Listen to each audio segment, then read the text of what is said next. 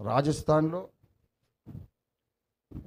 అత్యంత కఠినమైన anti conversion bill వచ్చింది.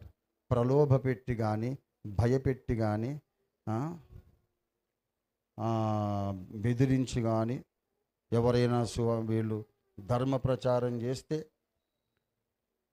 వాళ్ళకు 20 సంవత్సరాలు జైలు శిక్ష, లైఫ్ ఇంప్రిజన్మెంట్, చచ్చిపోయిన దాకా జైల్లో ఉండాలి అని బెదిరిస్తున్నారు.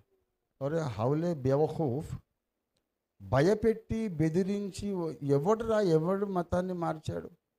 ఇది ఫేక్ ఇష్యూ, నాన్ ఇష్యూ. ఇది ఇష్యూనే కాదు. ఒకవేళ భయపెట్టి బెదిరించి మతాలు మార్చేది ఉంటే,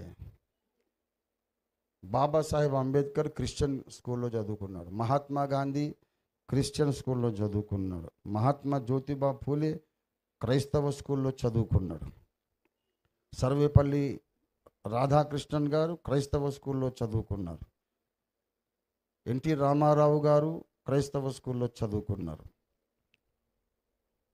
సినీ దర్శకుడు కళా తపస్వి కె విశ్వనాథ్ గారు గుంటూరు ఏసీ కాలేజీలో చదువుకున్నాడు. సినీ రంగం, కళారంగం, రాజకీయ రంగం ప్రముఖులు అందరూ కూడా క్రైస్తవ స్కూల్స్లో చదువుకొని కన్వర్ట్ కాకుండా బయటకు వచ్చేశారు. మరి వాళ్ళందరూ ఎందుకు క్రైస్తవులు కాలేదురా? హౌలే, తలకాయలో నీకు మెదడు ఉందా, లేకపోతే మట్టి ఉందా, లేకపోతే పవిత్రమైన గోమాత ప్యాడ్ ఉందా నీకు?